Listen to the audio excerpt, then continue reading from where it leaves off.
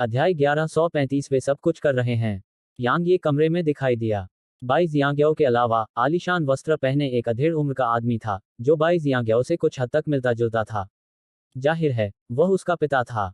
युवा master Yang. By जियांग्याओ की आंखों में आश्चर्य था। जाहिर है उसने उम्मीद नहीं की थी कि वह अचानक यहाँ प्रकट हो जाएगा।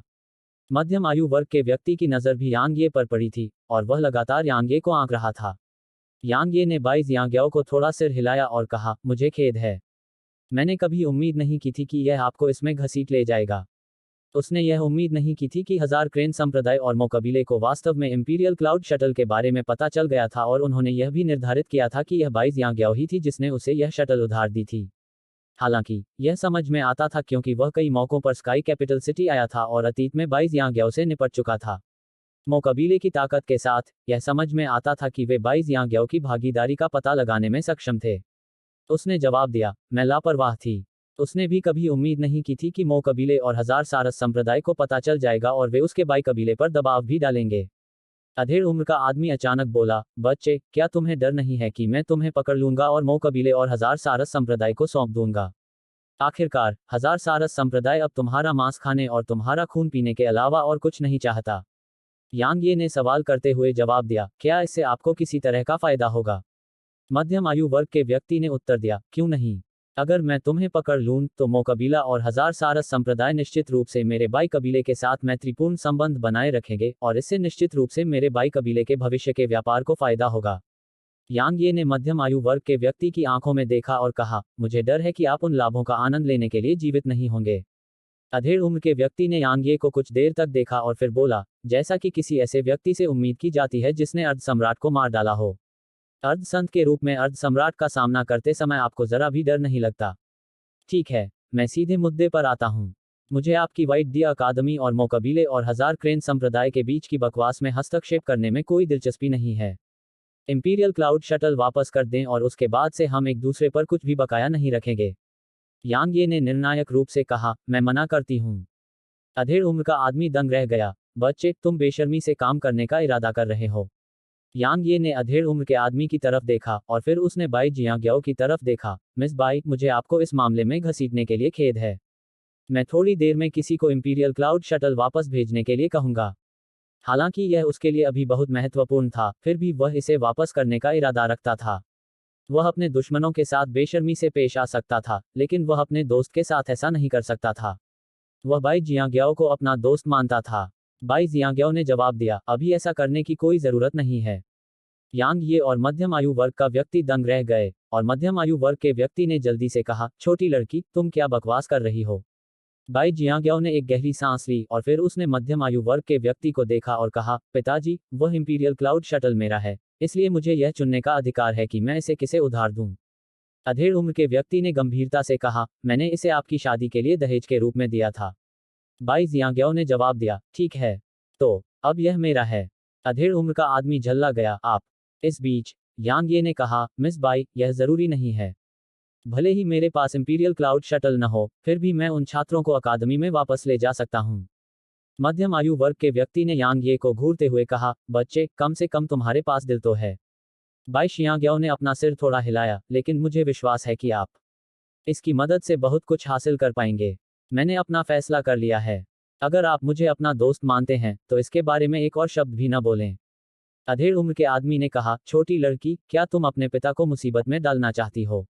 बाई जियांग्याओ ने अधेड़ उम्र के व्यक्ति को देखा और कहा, पिताजी, इंपीरियल क्लाउड शटल मेरे बाई कबीले का है, और यह हमारा अधिकार है कि हम इसे जिसे चाहें उधार दे सकते हैं।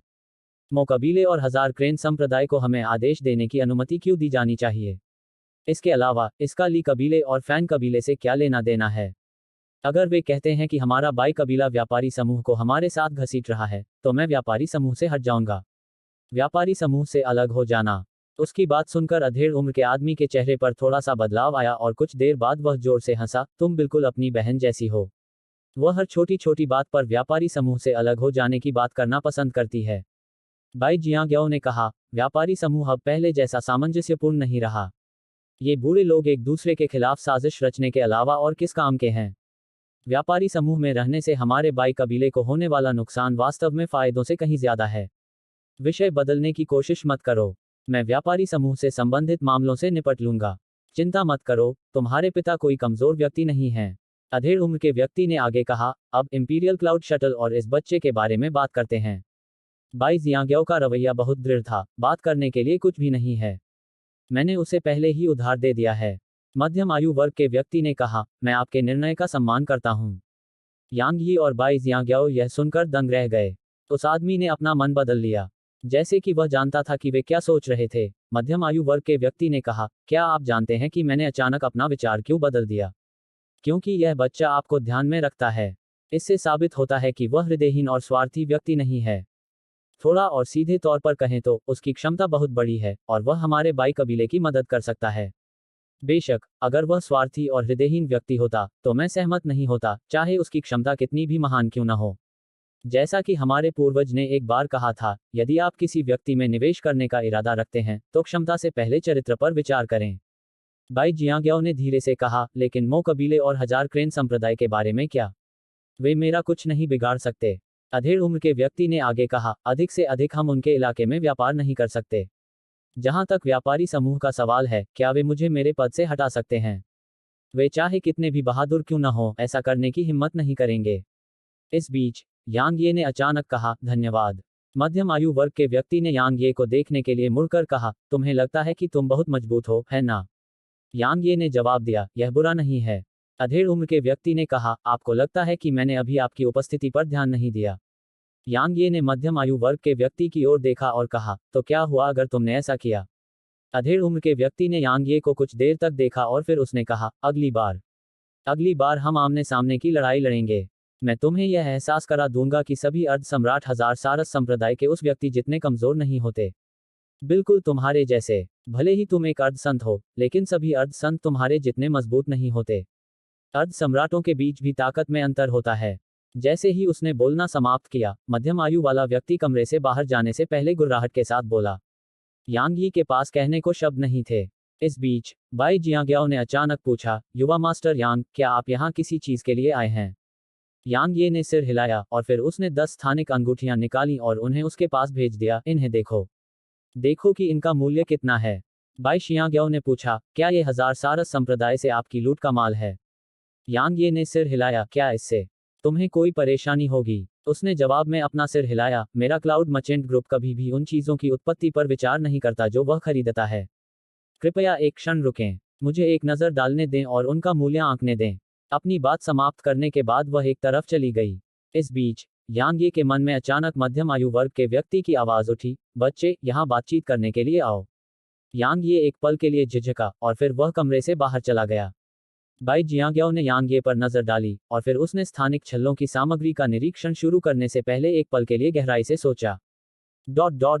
कमरे के बाहर यांग ये मध्यम आयु वर्ग के व्यक्ति के पास गया और पूछा, वरिष्ठ, क्या आपको कुछ चाहिए? मध्यम आयु वर्ग के व्यक्ति ने उत्तर दिया, वाइट डी अकादमी को बचाया नहीं जा सकता। क्या आप मेरे बाई कबीले में शामिल होने में रुचि रखते हैं? चिंता न करें, जब तक आप सहमत हैं, मैं आपके लिए मो कबीले और हजार क्रेन संप्रदाय से निपट लूंगा। यांग ये ने सवाल करते हुए जवाब दिया, क्या आप सचमुच मुझे स्वीकार करेंगे? अधेड़ उम्र का आदमी थोड़ी देर चुप रहा, फिर मुस्कुराया, हाँ, वाकई। अगर तुम अभी वाइट डी अकेडमी छोड़ दोगे तो मैं तुम्हें स्वीकार करने की हिम्मत नहीं करूंगा। मैं एक कृतघ्न कमीने को पालने से इनकार करता हूं। इस बिंदु पर मध्यम आयु वर्ग के व्यक्ति ने गंभीरता से कहा, ईमानदारी से कहूं तो वाइट डी अकादमी एक निराशाजनक स्थिति में है। कम से कम मुझे नहीं लगता कि स्थिति को बदलने का कोई तरीका है। तो आपकी योजना क्या है? यांग ये ने जवाब दिया, और क्या? वे मुझे मारना चाहते हैं, इसलिए मैं ही उन्हें मार सकती हूँ। मध्यम आयु वर्ग के व्यक्ति ने कहा, यदि मो कबीला वास्तव में पूरी ताकत से आगे बढ़ता है तो विभाजित होने से पहले की वाइट डी अकादमी भी उनका मुकाबला नहीं कर पाएगी। यांग ये ने प्रश्न करते हुए उत्तर दिया, वरिष्ठ, क्या आप मेरी वाइट डी अकादमी की सहायता करना चाहते हैं? मेरी मदद लेने के बारे में सोचना भी मत। अधेड़ उम्र के आदमी ने आगे कहा, मेरा बाई कबीला तुम्हारे और उनके बीच की दुश्मनी में खुद को घसीटने नहीं देगा। मैं बस यह जानने को उत्सुक हूं कि भविष्य के लिए तुम्हारी क्या योजनाएं हैं। यांग ये ने जवाब दिया, मेरी कोई योजना नहीं है। मैं अंत तक लड़ने का इरादा रखता हूं। अधेड़ उम्र के आदमी ने यांग ये की तरफ देखा। वह कुछ कहने ही वाला था, लेकिन बाई जियांग्याओ कमरे से बाहर चली गई। उसने उन पर नजर डाली और फिर वह यांग ये के पास चली गई। मेरे अनुमान के अनुसार उन 10 स्थानिक छल्लों के भीतर के खजाने की कीमत लगभग 50,000 बैंगनी क्रिस्टल है। लेकिन अगर आप उन्हें एक बार में नहीं बेचते हैं और हमें उन्हें नीलाम करने की अनुमति देते हैं, तो यह 60,000 या 70,000 बैंगनी क्रिस्टल में बिक सकता है। हालांकि हम बिक्री से कमीशन लेंगे और व्यापारी समूह को लगभग 5,000 बैंगनी क्रिस्टल लेने चाहिए। आप इस तरह से व्यापार कैसे कर सकते हैं? अधेड़ उम्र का आदमी फूट फूट कर हंसा। आपने उसे सब कुछ बता दिया। यांग ये ने अपना सिर हिलाया और कहा, मेरे पास नीलामी होने तक इंतजार करने का समय नहीं है। तो क्या मुझे तुम्हें अभी 50,000 बैंगनी क्रिस्टल दे देने चाहिए? बाई जियांग्याओ ने आगे कहा, लेकिन इस तरह से तो तुम बहुत कुछ खो दोगे। यांग ये ने जवाब दिया, यह वही है जो है। किसी भी मामले में यह अभी भी मेरे लिए लाभ है। बाई जियांग्याओ ने मुस्कुराते हुए कहा, यह मेरे लिए बहुत बड़ी बात है। शायद इस साल प्रदर्शन मूल्यांकन में कोई भी मुझसे मुकाबला नहीं कर पाएगा। जैसे ही उसने बात की, वह पलटी और चली गई। उसे वापस आने में ज्यादा समय नहीं लगा और फिर उसने यांग यी को एक स्थानिक अंगूठी दिखाई। यांग ये ने इसकी सामग्री का निरीक्षण करने से पहले ही कहा, वरिष्ठ मिस बाई, मेरे पास देखने के लिए कई मामले हैं, इसलिए मैं अब विदा लेता हूँ। अधेड़ उम्र का आदमी हंसते हुए बोला, अगर तुम्हें और खजाने मिले तो तुम यहाँ आ सकते हो। तुम्हारे पास चाहे जितने भी हों, हम सब ले लेंगे। बाई जियांग्याओ ने मध्यम आयु वर्ग के व्यक्ति को घूर कर देखा और फिर उसने यांग ये को देखा, सावधान। अलविदा। जैसे ही उसने बोलना समाप्त किया, यांग ये का स्वरूप वहीं गायब हो गया। बाई जियांग्याओ ने दूर की ओर देखा, जबकि उसकी काली भौहें थोड़ी सी सिकुड़ी हुई थीं और वह विचारों में खोई हुई लग रही थी। अधेड़ उम्र के आदमी ने अचानक पूछा, क्या तुम उसके प्यार में पड़ गई हो? बाई जियांग्याओ के चेहरे पर तुरंत गुस्सा झलकने लगा और उसने कहा, आप क्या बकवास कर रहे हैं? जब उसने बोलना समाप्त किया तो वह पलट गई और चली गई। अधेड़ उम्र के आदमी ने तुरंत राहत की सांस ली। यह अच्छी बात है। अगर तुम सच में उस आदमी के प्यार में पड़ गए, तो मैं जीवन भर शांति से रहने का सपना देख सकता हूँ। वह लड़का पागल है और केवल नेदर पवेलियन या ईविल फैक्शन ही उस पागल की रक्षा कर सकता है।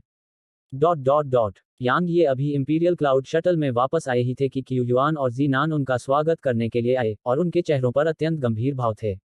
क्यू युआन ने गंभीरता से कहा, मोकबीला, हजार क्रेन संप्रदाय और कानून गुट ने शहर पर हमला करना शुरू कर दिया है। यांग यी की आंखें तुरंत सिकुड़ गईं। अध्याय 1136 एक साथ जियो और मरो। इंपीरियल क्लाउड शटल पर क्यू युआन ने गंभीरता से कहा, मोकबीले के 3 अर्ध सम्राट और कानून गुट के ली लाओगोआई अभी व्हाइट डियर सिटी पर हमला कर रहे हैं। इसके अलावा उन्होंने लगभग 500 उच्च श्रेणी के संतों और 2000 से अधिक साधारण संतों की एक सेना इकट्ठा की है। यह कहा जा सकता है कि मोकबीले के अलावा कानून गुट और हजार क्रेन संप्रदाय ने अपने सभी कुलीनों को भेज दिया है। यांग ये ने पूछा, व्हाइट डियर सिटी कब तक टिक सकती है? क्यू युआन ने जवाब दिया, भव्य संरचना, डीन और उप डीन के साथ। यह 4 घंटे तक चलने में सक्षम होना चाहिए। क्या शहर में घुसपैठ होने के बाद अकादमी अपने पूर्वज को बुलाएगी? अगर ऐसा होता है, तो यह अकादमी के लिए जीवन और मृत्यु का क्षण है। क्यू युआन ने आगे कहा, आपको शायद इसके बारे में पता न हो, लेकिन हमारे आयाम में सम्राट को बुलाने के लिए एक बड़ी कीमत चुकानी होगी। सबसे पहले, यह आयाम सम्राट की ताकत को सहन करने में असमर्थ है, इसलिए सम्राट का आगमन स्वर्गीय क्रोध के आगमन का प्रतिनिधित्व करता है। दूसरे, सम्राट को बुलाने के लिए बहुत बड़ी मात्रा में गहन ऊर्जा की आवश्यकता होती है। आवश्यक गहन ऊर्जा की मात्रा शहर के भीतर सभी की गहन ऊर्जा के लगभग बराबर है। दूसरे शब्दों में, हमारी अकादमी के पूर्वज को बुलाना हमारे आयाम में सम्राट के आगमन के बदले में शहर के सभी लोगों की गहन ऊर्जा का उपयोग करने के बराबर है। इस बिंदु पर क्यू युआन की आवाज भारी हो गई। इसके अलावा, सम्राट हमारे आयाम में अधिकतम 15 मिनट तक रहने में सक्षम है। यदि वह 15 मिनट के भीतर हमारे सभी दुश्मनों का सफाया करने में असमर्थ है, तो वास्तव में मृत्यु हम सभी की प्रतीक्षा कर रही होगी। क्योंकि उस समय, हमारी अकादमी के सदस्यों में शायद प्रतिरोध करने की ताकत नहीं होगी। यांग ये ने कहा, कोई आश्चर्य नहीं कि हजार क्रेन संप्रदाय ने अपने पूर्वज को बुलाने की हिम्मत नहीं की। अगर हजार क्रेन संप्रदाय ने अपने पूर्वज को बुलाया होता, तो भले ही हजार क्रेन संप्रदाय उन सभी को मार सकता था, लेकिन अगर उस समय कोई दूसरी शक्ति अचानक उस पर हमला कर देती, तो वह सेंट्रल डिवाइन प्रीफेक्चर के चेहरे से मिट सकता था। किसी संप्रदाय के पूर्वज को बुलाना पूरे संप्रदाय के साथ दुश्मन को खत्म करने के बराबर था। जब तक कोई दूसरा विकल्प न हो, कोई भी शक्ति ऐसा करने को तैयार नहीं थी। यह हजार सारस संप्रदाय के लिए भी ऐसा ही था और व्हाइट डी अकादमी के लिए भी ऐसा ही था। क्यू युआन ने यांग ये को देखा, अब हमें क्या करना चाहिए? बाकी सभी लोग भी यांग ये को देख रहे थे। यांग ये ने उनकी ओर देखा और कहा, अब हमारे पास 2 विकल्प हैं। पहला है सेंट्रल डिवाइन प्रीफेक्चर को छोड़ना और अकादमी की विरासत को संरक्षित करने के लिए कहीं और जाना। दूसरा विकल्प है अकादमी में वापस जाने के लिए हत्या करना, और हम अकादमी के साथ जिएंगे और मरेंगे। चाहे यह पहला या दूसरा विकल्प हो, वे दोनों अकादमी के सर्वोत्तम हित में हैं, और दोनों के बीच कोई अंतर नहीं है। जीनान ने उत्तर दिया, मैं स्वाभाविक रूप से वापस जाने का इरादा रखता हूँ। कियू युआन ने भी सिर हिलाया, ईमानदारी से कहूं तो अगर वह तथाकथित विरासत सुरक्षित भी रह जाए तो क्या हम अकादमी को फिर से शुरू करेंगे जब वह खत्म हो जाएगी? क्या मजाक है? तब शायद हम पूरी दुनिया में छुप रहे होंगे। क्या कोई ऐसे दिन भी देखना चाहेगा? इसके अलावा अकादमी को अभी हमारी जरूरत है, तो हम ऐसे समय में कैसे जा सकते हैं? जीनान ने सिर हिलाया, बिल्कुल। अगर हमें भागना है और अकादमी जीत जाती है तो हम अकादमी में अपने भाई बहनों का सामना कैसे करेंगे? अकादमी में वापस आओ, अकादमी के साथ जियो और मरो। ठीक है, हम अकादमी के साथ जिएंगे और मरेंगे। उन सभी ने अपना रुख स्पष्ट कर दिया, तथा उनमें से किसी ने भी केंद्रीय दिव्य प्रांत को छोड़ने का निर्णय नहीं लिया। यांग ये ने उन पर नजर डाली और फिर उसने कियू युआन को एक स्थानिक अंगूठी दिखाई, वहां 50,000 बैंगनी क्रिस्टल हैं। उन्हें वितरित करें। अचानक जीनान ने कहा, बस यहाँ सभी को 10,000 बांट दो। यांग ये ने जीनान को देखा और पूछा, क्यों? जीनान ने अपने पैर से जमीन पर हल्के से थपथपाया, तुम्हें अच्छी तरह से पता होना चाहिए कि यह चीज कितने बैंगनी क्रिस्टल खाती है। हम तुम्हें उन सभी बैंगनी क्रिस्टल के लिए खुद से भुगतान करने के लिए मजबूर नहीं कर सकते, है ना? इसके अलावा यह इंपीरियल क्लाउड शटल न केवल बहुत तेज गति से चलने में सक्षम है, बल्कि इसमें आक्रामक संरचनाएं भी हैं। जब तक हमारे पास पर्याप्त बैंगनी क्रिस्टल हैं, तब तक यह एक अर्ध सम्राट से भी लड़ सकता है। बेशक, पूर्व शर्त पर्याप्त बैंगनी क्रिस्टल है क्योंकि इसके गठन के हर सक्रियण के लिए कम से कम 1000 बैंगनी क्रिस्टल की आवश्यकता होती है। 1000 बैंगनी क्रिस्टल। यांग यी की आंखों के कोने हल्के से फड़क उठे। 1000 बैंगनी क्रिस्टल, यह क्लाउड शटल वास्तव में पैसे जलाता है।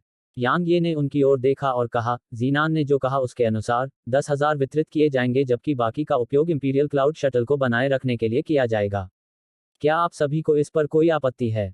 कोई नहीं। बाकी लोगों ने तुरंत अपना सिर हिला दिया। अगर कोई ऐसे समय में स्वार्थी होकर काम करे तो वह सचमुच मौत को दावत दे रहा होगा। यांग ये ने सिर हिलाया और फिर उसने जीनान को देखा, तुम क्लाउड शटल को नियंत्रित करते हो। अगर हम युद्ध में उतरते हैं तो बैंगनी क्रिस्टल का उपयोग करने में संकोच न करें। हम भविष्य में डीन से मुआवजा मांग सकते हैं। जीनान अवाक रह गया। यांग ये ने पीछे मुड़कर दूर की ओर देखा।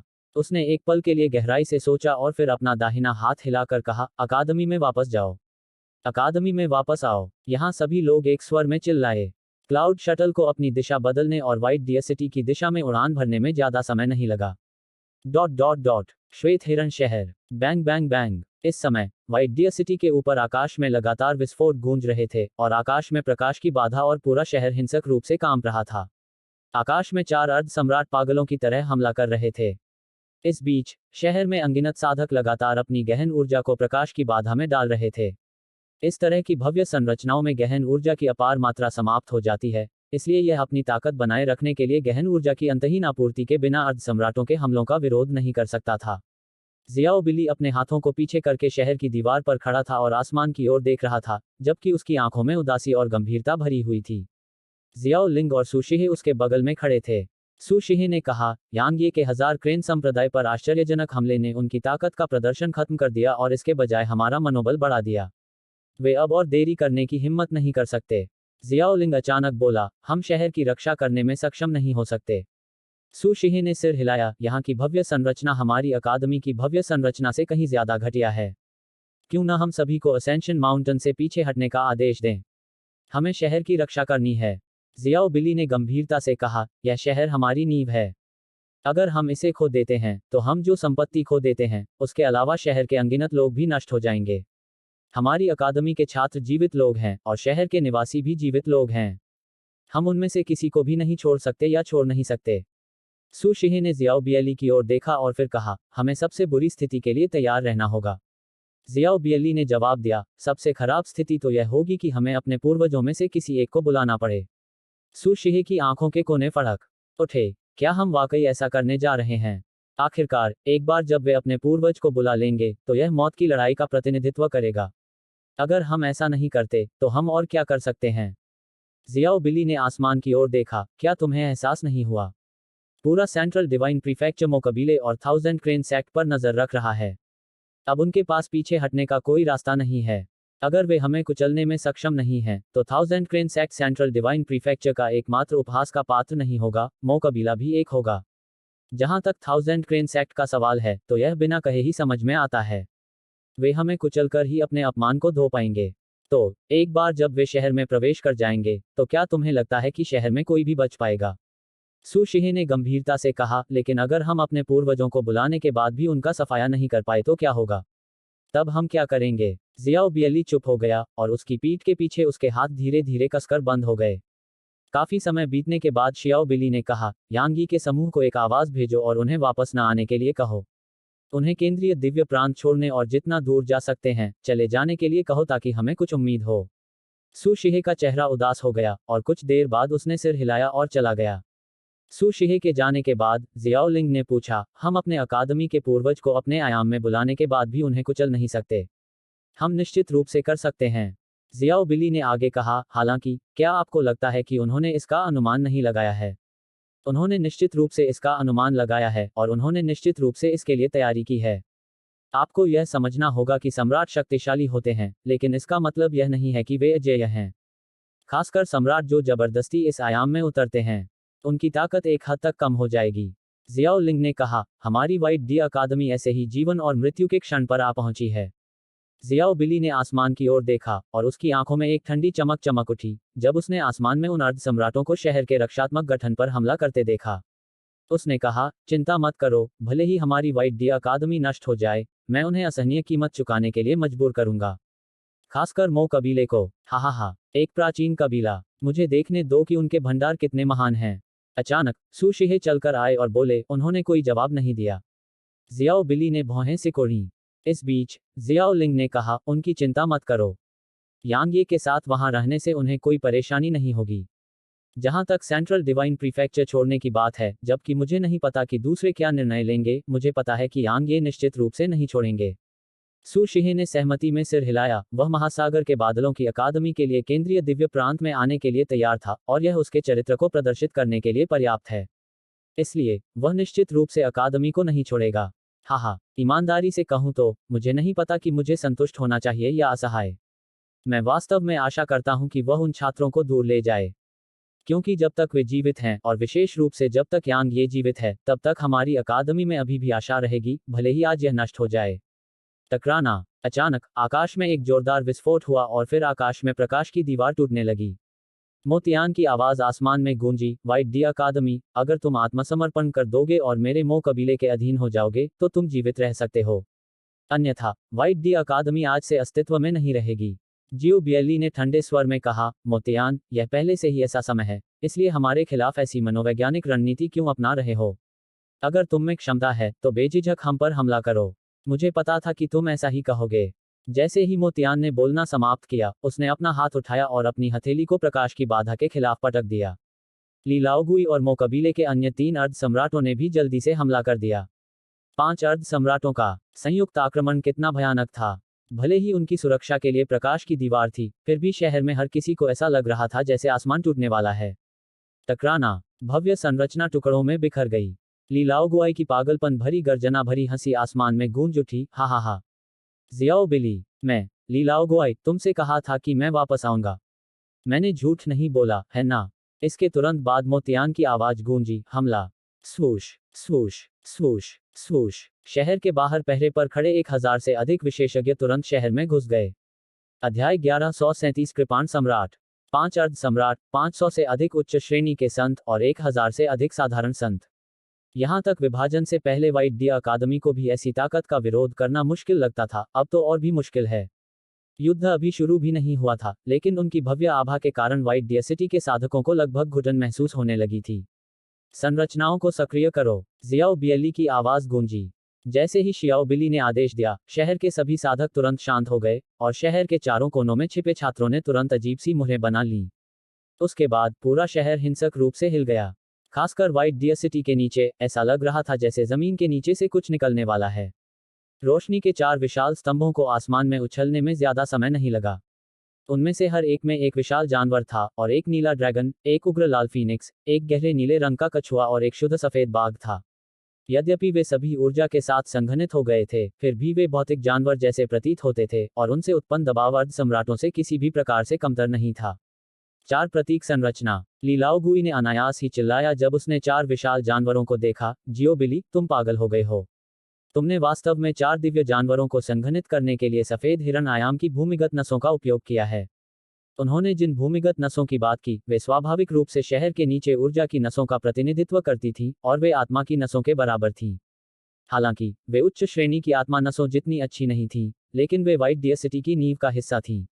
एक बार जब वे भूमिगत नसें गायब हो गईं, तो व्हाइट डियर सिटी पूरी तरह से अपंग हो जाएगी, क्योंकि उन नसों की मौजूदगी के बिना शहर धीरे धीरे अपनी जीवन शक्ति खो देगा और यह आध्यात्मिक ऊर्जा को पीछे हटाना शुरू कर देगा।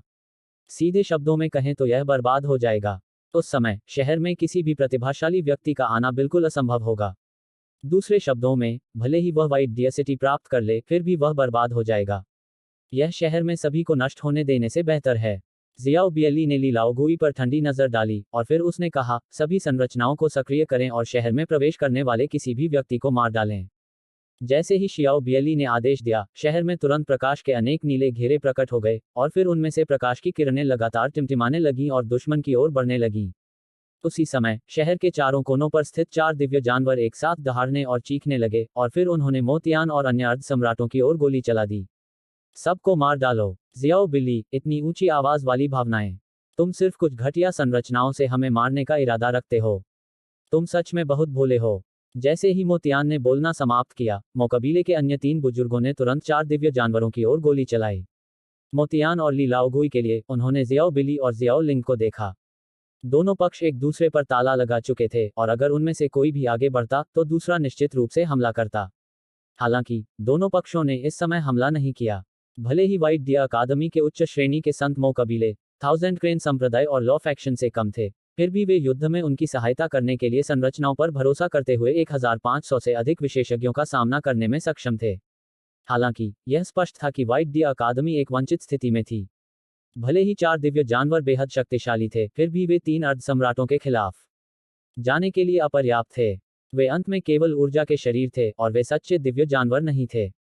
नीचे शहर के छात्रों के लिए, जबकि वे विभिन्न संरचनाओं की सहायता से दुश्मन का विरोध करने में सक्षम थे, जिस क्षण उनकी संरचना नष्ट हो गई, वह क्षण होगा जब वे अपनी जान गंवा देंगे। युद्ध में दोनों पक्षों की शीर्ष स्तरीय ताकत में सचमुच बहुत बड़ा अंतर था। जियो बिली, मुझे यकीन है कि तुम्हें उम्मीद नहीं थी कि तुम्हारे विद्वान गुट का ऐसा हश्र होगा, है ना? ली लाओगुई ने जियो बिली को देखते हुए ठंडी हंसी में कहा और उसे अवर्णनीय खुशी महसूस हुई। उस दिन उसे और कानून गुट को व्हाइट डियर आयाम से बाहर निकाल दिया गया था। अब उसका कानून गुट दबंगई से वापस आ गया था और वह अपनी भड़ास निकालने और बदला लेने में सक्षम होने से खुश महसूस कर रहा था। जियाओ बिली ने ली लाओगुई की ओर देखा और उदासीनता से बोला, चाहे कुछ भी हो जाए, मेरा विद्वान गुट पुरुषों की तरह सीधा खड़ा रहेगा। जहां तक तुम्हारे कानून गुट की बात है, तुम और तुम्हारा कानून गुट दोनों ही मो कबीले के कुत्ते हैं। मैं वास्तव में यह नहीं समझ पा रहा हूं कि तुम कुत्ते होने से इतना संतुष्ट क्यों महसूस करते हो। ली लाओगुई का चेहरा उतर गया। मो कबीले के साथ मिलीभगत करके उसने स्वाभाविक रूप से मो कबीले से कुछ वादा किया था। अन्यथा मो कबीला निश्चित रूप से व्हाइट डियर अकादमी के खिलाफ युद्ध की घोषणा नहीं करेगा और यह सिर्फ व्हाइट डियर अकादमी को यांगये को सौंपने और यांगये के खिलाफ कार्रवाई करने के लिए मजबूर करेगा, क्योंकि मो कबीला युद्ध से बहुत कुछ खो देगा। ठीक इसी क्षण की तरह मो कबीला पहले ही एक अर्ध सम्राट खो चुका था जब से उसके और व्हाइट डियर अकादमी के बीच युद्ध शुरू हुआ था। मो कबीला मूर्ख नहीं था। जब तक उसे पर्याप्त लाभ न मिले, वह ऐसा कुछ क्यों करेगा जो उसके हितों के विरुद्ध हो। लाभ स्वाभाविक रूप से वही थे जो ली लाओगुई ने मो कबीले से वादा किया था। भले ही वह वास्तव में उन शर्तों को स्वीकार नहीं कर सकता था जो उसे वादा करना था, उसने महसूस किया कि कोई भी कीमत इसके लायक थी अगर यह कानून गुट को व्हाइट डियर आयाम में वापस लौटने और उससे संबंधित सभी चीजों को पुनः प्राप्त करने की अनुमति देता। ली लाओगुई ने ठंडी हंसी में कहा, जियो बिली, बस इसे बचा लो। मुझे उम्मीद है कि जब तुम अपने विद्वान गुट के सभी सदस्यों को बुरी तरह मरते हुए देखोगी, तब भी तुम इतनी बातें कर पाओगी। जियाओ बिली ने अपनी सांस को और बर्बाद नहीं किया। उसने बस आसपास के माहौल पर नजर डाली और फिर उसका चेहरा तुरंत उतर गया। आसपास की कई संरचनाएं नष्ट हो गई थीं और कई छात्र मारे गए थे। जहां तक 4 दिव्य जानवरों की बात है, वे मो कबीले के उन 3 अर्ध सम्राटों की संयुक्त सेना के सामने अलौकिक हो रहे थे। ऐसा लग रहा था कि वे किसी भी क्षण पूरी तरह से गायब हो जाएंगे। जियाओ बियली ने धीरे से अपनी मुट्ठियां भींच लीं। मोतियान की आंखें थोड़ी सिकुड़ गईं, जबकि उसकी पीठ के पीछे उसके हाथ भी कसकर बंद थे। ली लाओगुई के लिए, उसने अपने चेहरे पर एक ठंडी मुस्कान के साथ जियाओ बिली को देखा। टकराना। अचानक शहर के बाहर से एक जोरदार विस्फोट की आवाज आई और फिर एक काले रंग का भालू आकाश से उड़ता हुआ आया और मो कबीले के एक अर्ध सम्राट से टकराया। प्रकाश का वह काला स्तंभ बहुत तेज और अचानक था। मो कबीले के अर्ध सम्राट को सदमे से उबरने के बाद भी उससे बचने का समय नहीं मिला। उसके पास उसका सामना करने के अलावा कोई विकल्प नहीं था। टकराना। एक जोरदार धमाका हुआ और फिर वह उड़ गया। सबने शहर से बाहर देखा तो पाया कि अचानक एक बहुत बड़ा बादल का गुब्बार वहां आ गया था और उस पर एक जाना पहचाना चेहरा भी खड़ा था। यांग ये, किसी ने अनायास ही चिल्लाकर कहा, यह यांग ये है। किसी अज्ञात कारण से यांग यी को देखते ही उनमें से कई लोगों ने राहत की सांस ली और वे मुस्कुराए बिना नहीं रह सके। जियाओ बिली ने भी हल्की मुस्कान दिखाई और जियाओ लिंग ने कहा, देखो, मैंने तुमसे कहा था कि वह बच्चा वापस आएगा। ओह, वे छोटे साथी भी उसके साथ वापस आ गए। जियाओ बिली ने थोड़ा सिर हिलाया। हालांकि उसे उम्मीद थी कि यांग ये उन छात्रों को सेंट्रल डिवाइन प्रीफेक्चर से दूर ले जाएगा, लेकिन जब उसने यांग ये और अन्य लोगों को देखा तो उसे बेहद खुशी हुई। मोतियान और ली लाओगुई भी यांग ये को देख रहे थे और उसे देखकर उन दोनों के चेहरे उदास हो गए थे। ली लाओगुई की राय में यांग ये को ही वह कारण माना जा सकता है जिसकी वजह से उसे और लॉ फैक्शन को बेघर कुत्तों में बदल दिया गया था। इसलिए वह अपने सपनों में भी यांग ये को मारना चाहता था। जहां तक मोतियान की बात है, वह स्वाभाविक रूप से यांग ये को भी मारना चाहता था। यांग ये ने सिर्फ मो युनटियन को ही नहीं मारा था, यांग ये ने मोजी को भी उसकी आंखों के सामने मार डाला था। यह उसके और मो कबीले दोनों के लिए अपमानजनक था। इसलिए जब तक यांग ये को नहीं मारा जाता, यह अपमान मो कबीले का हमेशा पीछा करेगा। यांग ये ने मोतियान और ली लाओगुई की ओर देखा और फिर उसने अपना दाहिना हाथ लहराया। 100 काले कपड़े पहने आकृतियां शहर में आ गईं और इन 100 उच्च श्रेणी के संतों के जुड़ने से शहर में छात्रों पर दबाव तुरंत कम हो गया। यांग ये की आकृति जियाओ बियली की ओर बढ़ी और उसने जियाओ बियली को थोड़ा सा सिर हिलाया और फिर कहा, मैं बहुत देर से नहीं आया हूं, है ना?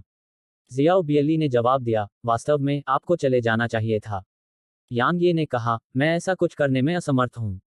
जियाओ बिली ने कड़वी हंसी हंसते हुए कहा, ठीक है, चूंकि तुम वापस आ गए हो तो हम उनके साथ अच्छी लड़ाई करेंगे। मुझे देखना है कि क्या हमारी वाइट डी अकादमी आज सेंट्रल डिवाइन प्रीफेक्चर से बाहर हो जाएगी। यांग ये ने सिर हिलाया और फिर वह ली लाओगुई और मोतियान की ओर देखने के लिए मुड़ा। इस बीच मोतियान अचानक बोला, यांग ये, हम तुम्हारा इंतजार कर रहे थे। तुम आखिरकार यहाँ आ ही गए। जियो तियान की बात सुनकर जियो बियली तुरंत उदास हो गया और उसके दिल में एक बुरी भावना पैदा हो गई। यांग यी के लिए भी यही स्थिति थी। मोतियान ने उन्हें देखा और ठंडी हंसी में कहा, जियो बिली, यांग ये, क्या तुमने सोचा था कि यह मेरे मो कबीले की ताकत की सीमा है? इस बार हम गंभीर हैं। जैसे ही मोतियान ने बोलना समाप्त किया, मोतियान के बगल की जगह थोड़ी हिल गई और फिर फैंग क्विंग्यू और 2 और भूरे रंग के वस्त्र पहने बूढ़े आदमी यहां दिखाई दिए। 3 और अर्ध सम्राट। यदि पहले के 5 को शामिल कर लिया जाए तो मो कबीले, 1000 क्रेन संप्रदाय और कानून गुट में कुल 8 अर्ध सम्राट थे। यह दृश्य देखकर व्हाइट डियर सिटी में सभी के चेहरे पीले पड़ गए। अगर केवल 5 अर्ध सम्राट होते तो भी उनके पास मौका होता, लेकिन अगर 8 होते, वे ऐसी लड़ाई कैसे लड़ सकते थे? जियाओ बियली ने अपनी मुट्ठियां भींच लीं और उसकी आंखों में हत्या का इरादा उभर आया। ऐसा लग रहा है कि तुम्हारा मो कबीला वास्तव में मेरी वाइट डी अकादमी को नष्ट करने का इरादा रखता है। क्या तुम्हें लगता है कि मेरा मो कबीला तुम्हारे साथ काम कर रहा है? मोतियान ठंडी हंसी हंसा और फिर उसने फैंग किंग्यू को देखा। संप्रदाय गुरु फैंग, मैं यांग ये को तुम्हारे पास छोड़ दूंगा। यह कोई समस्या नहीं है, है ना? बेशक। फैंग किंग्यू ने यांग ये को घूर कर देखा। एक पल बाद उसने अपना हाथ हिलाया और फिर यहाँ की जगह विकृत हो गई। उसके बाद यांग ये मौके पर ही गायब हो गया और जब उसकी आकृति फिर से दिखाई दी तो वह और फैंग किंग्यू दोनों ही हवा में प्रकाश की एक नीली बाधा के भीतर थे। फैंग किंग्यू ने यांग ये को क्रूरता से देखा, मैं तुम्हारी जिंदा खाल उतार दूंगा, तुम्हारी मेरिडियन निकाल दूंगा और फिर तुम्हारी आत्मा को कैद कर दूंगा ताकि तुम अनंत काल तक दर्द का अनुभव करो। ठीक है, तुम चिंता मत करो, मैं तुम्हारी उस औरत शियाओ युक्सी को भी तुम्हारे साथ भेजूंगा। जैसे ही उसने बोलना समाप्त किया, फैंग किंग्यू का आकार यांग ये की ओर बढ़ गया। हमला। मोतियान की आवाज भी गूंजी। पैतृक आह्वान। अचानक जियाओ बियली की आवाज गूंजी और फिर उसके भीतर से गहन ऊर्जा का एक स्तंभ निकला और आकाश को भेद दिया। आसपास मौजूद हर कोई शियाओ बियली के आदेश से स्तब्ध रह गया, लेकिन उन्हें अपनी गहन ऊर्जा प्रसारित करने में ज्यादा समय नहीं लगा, इससे पहले कि गहन ऊर्जा की असंख्य किरणें आकाश को चीरती हुई निकल पड़ीं।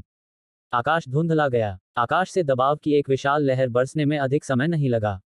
तुमने आखिरकार अपने पूर्वज को बुला ही लिया। मोतियान की आंखें थोड़ी सिकुड़ गईं और फिर वह पलटा और दूर की ओर देखने लगा। अब समय आ गया है कि तुम कुछ करो। जैसे ही मोतियान ने बात की, वहां का स्थान अचानक विभाजित हो गया और फिर एक सफेद लबादा पहने एक हाथ वाला आदमी स्थानिक दरार के भीतर से बाहर चला आया। उस आदमी की कमर पर एक खुली हुई तलवार लटक रही थी। तलवार 1 मीटर से थोड़ी ज्यादा लंबी थी और ऐसा लग रहा था कि वह जंग लगी धातु का टुकड़ा है। एक हाथ वाले व्यक्ति ने सबकी परवाह न करते हुए बस शांति से आसमान की ओर देखा। जियाओ बियली की अभिव्यक्ति तुरंत नाटकीय रूप से बदल गई जब उसने एक हाथ वाले आदमी को देखा और वह आश्चर्य से बोला, आप कृपाण सम्राट हैं, ये लिंगफेंग। जब उन्होंने जियाओ बियली को सुना तो यहाँ मौजूद अन्य लोगों के हाव भाव काफी बदल गए, और इसमें ली लाओगुआई भी शामिल थे जो मोतियान के साथ खड़े थे। कृपाण सम्राट ये लिंगफेंग, जिसकी कृपाण से कोई जीवित नहीं बचा, मार्शल रैंकिंग में 7वें स्थान पर। अध्याय 1138 एक सम्राट उतरता है।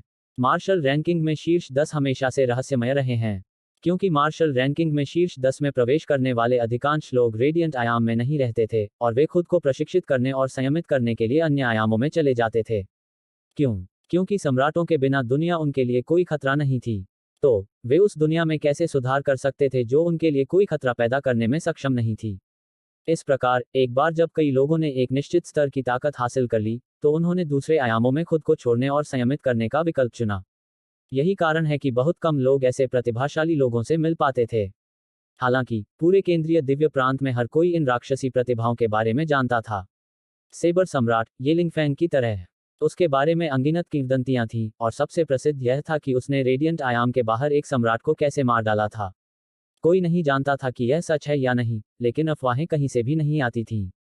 चूंकि ऐसी किंवदंती फैली हुई थी, इसलिए यह साबित हो गया कि भले ही उसने किसी सम्राट को नहीं मारा हो, लेकिन उसने निश्चित रूप से एक सम्राट से लड़ाई की थी।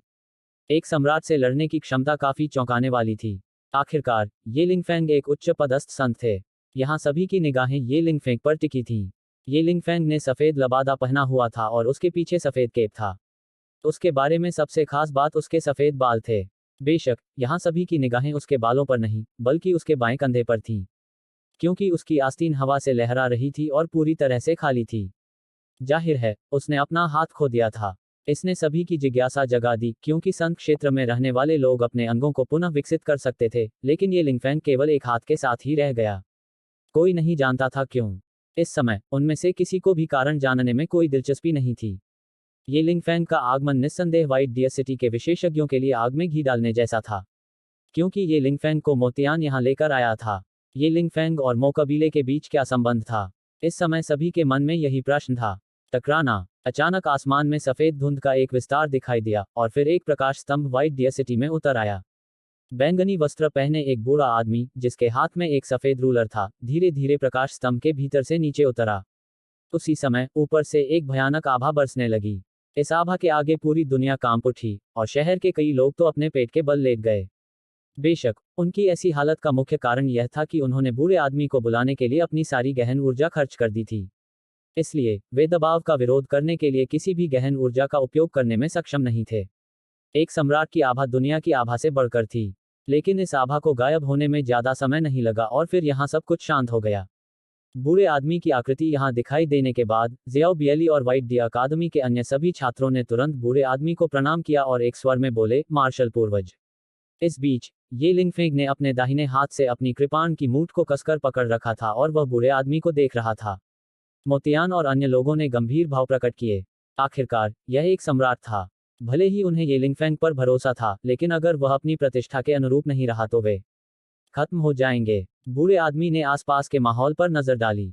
आखिरकार उसकी नजर जियाओ बिली पर पड़ी। बिली।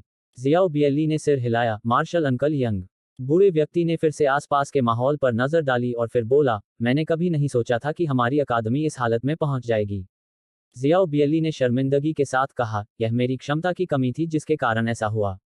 बूढ़े आदमी ने अपना सिर थोड़ा हिलाया। अकादमी को कानून और विद्वानों के गुट में विभाजित नहीं किया जाना चाहिए था। इस आपदा के बीज इतने सालों पहले बोए गए थे और यह अभी अभी पका है। बेशक आप अकादमी के भाग्य के लिए दोष से बच नहीं सकते। परोपकार आपका गुण है, लेकिन यह आपका दोष भी है। जियाओ बियली ने थोड़ा झुककर इसका खंडन नहीं किया। बूढ़े आदमी ने तुरंत मोतियान को देखा, क्या सुलह की कोई संभावना है? मोतियान ने जवाब दिया, नहीं। बूढ़े आदमी ने सिर हिलाया और फिर उसने ये लिंगफेंग को देखा। यहाँ के लोगों में से 4 ऐसे हैं जो मुझे खतरनाक लगते हैं। तुम उनमें से एक हो और तुम्हारी नजर मुझ पर टिकी हुई है। मुझे लगता है कि वे तुम्हें मुझसे निपटने के लिए यहाँ लाए हैं। आओ मैं देखता हूँ कि रेडियंट डायमेंशन के मौजूदा प्रतिभाशाली लोग कितने शक्तिशाली हैं। ये लिंगफेंग ने एक कदम आगे बढ़ाया और फिर उसने अपना दाहिना हाथ आगे बढ़ाया। मुझे एक कृपाण उधार दो। जैसे ही उसने कहा, यहाँ का आकाश धुंधला हो गया और फिर एक विशाल क्षेत्र में आध्यात्मिक ऊर्जा अचानक उसकी ओर एकत्रित हो गई। बस एक पल में आध्यात्मिक ऊर्जा के अनगिनत धागों से संघनित एक कृपाण उसकी मुट्ठी में आ गई। कृपाण लंबी नहीं थी और इसकी लंबाई केवल 1/3 मीटर से थोड़ी अधिक थी और इसकी चौड़ाई 1 उंगली से भी कम थी। हालांकि जब ये लिंगफेंग ने इसे अपनी मुट्ठी में लिया तो उसके भीतर से एक भयानक आभा निकली और यह एक अदृश्य ब्लेड की तरह थी जो सीधे बैंगनी वस्त्र पहने बूढ़े आदमी पर झपटी। बूढ़े आदमी ने अपने दाहिने हाथ में पकड़े सफेद रूलर को हिलाया और उसमें से घंटी की स्पष्ट और गूंजती हुई ध्वनि निकली। टकराना। आकाश में एक विस्फोट की आवाज गूंज उठी। बूढ़े आदमी ने अपना बायां हाथ हल्का सा हिलाया और फिर आकाश तुरंत सामान्य हो गया। स्लैश। इस बीच ये लिंगफैंग की आवाज गूंजी और फिर कृपाण ऊर्जा की एक बर्फ जैसी सफेद किरण आगे बढ़ी। ये लिंगफैंग के सामने का स्थान तुरंत टुकड़ों में बिखर गया। उसी समय दर्शक यह देखकर चकित रह गए कि कृपाण ऊर्जा वास्तव में एक लट्टू की तरह घूम रही थी और बूढ़े आदमी की ओर बढ़ रही थी।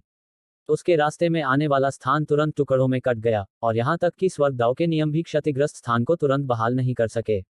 इस दृश्य को देखकर जियाओ बिली और अन्य लोगों ने अत्यंत गंभीर भाव प्रकट किए। सिर्फ जियाओ बिली ने ही इस तरह से प्रतिक्रिया नहीं की, बल्कि मोतियान और वहां मौजूद अन्य अर्ध सम्राटों ने भी गंभीर भाव प्रकट किए, क्योंकि इस हमले की ताकत ऐसी थी कि शायद वे भी उसका विरोध नहीं कर पाते। केवल इस हमले ने ही उन्हें बता दिया कि ये लिंगफेंग की प्रतिष्ठा अवांछित नहीं थी। बूढ़े आदमी का चेहरा शांत था क्योंकि वह कृपाण ऊर्जा को देख रहा था। जब वह उसके सामने आया तो बूढ़े आदमी ने सफेद रूलर को आगे की ओर थपथपाया और उसकी नोक से तुरंत ठंडी रोशनी की एक किरण निकली। टकराना। कृपाण ऊर्जा ने बूढ़े आदमी के शासक पर वार किया और आकाश में गड़गड़ाहट गूंज उठी। पूरा आकाश हिंसक रूप से कांप रहा था और वहां का स्थान भी टूट गया। आकाश में कई दरारें थीं और यह वास्तव में देखने लायक एक चौंकाने वाला दृश्य था। सबसे महत्वपूर्ण बात यह है कि बूढ़े आदमी को वास्तव में 5 कदम पीछे धकेल दिया गया था। इसके अलावा कृपाण ऊर्जा गायब नहीं हुई थी। यह अभी भी बूढ़े आदमी के शासक के खिलाफ दबाव डाल रही थी। बूढ़े आदमी की आंखें थोड़ी सिकुड़ गईं और उसने अचानक रूलर घुमाया, जिससे ठंडी रोशनी की एक किरण तुरंत आसमान में फूट पड़ी। टकराना। ठंडी रोशनी से कृपाण ऊर्जा तुरंत ही अलग हो गई और यह दृश्य देखकर जियाओ बिली और अन्य लोगों ने तुरंत राहत की सांस ली। हालांकि कृपाण ऊर्जा के टूटे हुए टुकड़े अचानक हवा में हिल गए और फिर वे तेजी से एक साथ आ गए, इससे पहले कि कृपाण ऊर्जा फिर से बूढ़े आदमी पर वार करे। बूढ़े आदमी की आंखों में आश्चर्य की एक झलक दिखाई दी, लेकिन उसका चेहरा शांत और स्थिर बना रहा जब उसने रूलर को आगे की ओर घुमाया और सफेद रोशनी की एक किरण आगे की ओर निकली और कृपाण की ऊर्जा से टकराए। टकराना। आसमान में फिर से जोरदार धमाका हुआ और फिर ऊर्जा की एक भयानक लहर चारों ओर फैल गई। इसके बाद पूरे आसमान में जोरदार हलचल मच गई। आकाश को शांत होने में अधिक समय नहीं लगा। बूढ़े आदमी ने ये लिंगफेंग को देखा, जबकि उसकी आंखों में गंभीरता का एक निशान देखा जा सकता था। इस बीच ये लिंगफेंग ने एक पल के लिए गहराई से सोचा और फिर उसने अपने दाहिने पैर को अपने नीचे की जगह पर पटक दिया। कृपाण ऊर्जा से घिरे हुए उसका आकार आसमान में उड़ गया। वह जहां भी गुजरा अंतरिक्ष तुरंत फट गया। जब वह बूढ़े आदमी के पास पहुंचने वाला था तो ये लिंगफेंग ने अपने हाथ में कृपाण उठाए और उसे घुमाया। बूढ़े आदमी की आंखों में एक गंभीर अभिव्यक्ति थी और उसने थोड़ी सी भी लापरवाही से काम करने की हिम्मत नहीं की, क्योंकि उसने ये लिंगफेंग के हमले से टकराने के लिए अपने शासक को तेजी से उठाया। टकराना। कृपाण और शासक टकराए और पूरा आकाश कांप उठा। टकराते ही वे अलग हो गए और फिर बूढ़ा आदमी कुछ दर्जन कदम पीछे हट गया। लेकिन एक क्षण ही बीता था कि ये लिंगफेंग अचानक फिर से बूढ़े आदमी के सामने प्रकट हुआ और फिर उसने अपनी कृपाण फिर से घुमाई। ठीक इसी तरह ये लिंगफेंग ने एक सांस से भी कम समय में अपनी कृपाण को लगभग 100 बार घुमाया था। उसके हर एक झटके से बूढ़ा आदमी पीछे की ओर धकेला जा रहा था और हर एक टक्कर से बूढ़ा आदमी और भी पीछे की ओर धकेला जा रहा था। वह पूरी तरह दबा हुआ था। व्हाइट दी अकादमी के सभी लोगों के चेहरे पीले पड़ गए थे। काफी समय बीतने के बाद एक और बड़ा धमाका हुआ और फिर बूढ़ा आदमी लगभग 300 मीटर पीछे चला गया। इस बार ये लिंगफेंग ने फिर से हमला नहीं किया। वह बस एक तरफ हट गया और बोला, हमारे बीच कोई दुश्मनी नहीं है, इसलिए मैं तुम्हें नहीं मारूंगा। जैसे ही ये लिंगफेंग ने बोलना समाप्त किया, आसमान में काले बादल छा गए और फिर आसमान में एक बड़ी सी आंख दिखाई दी।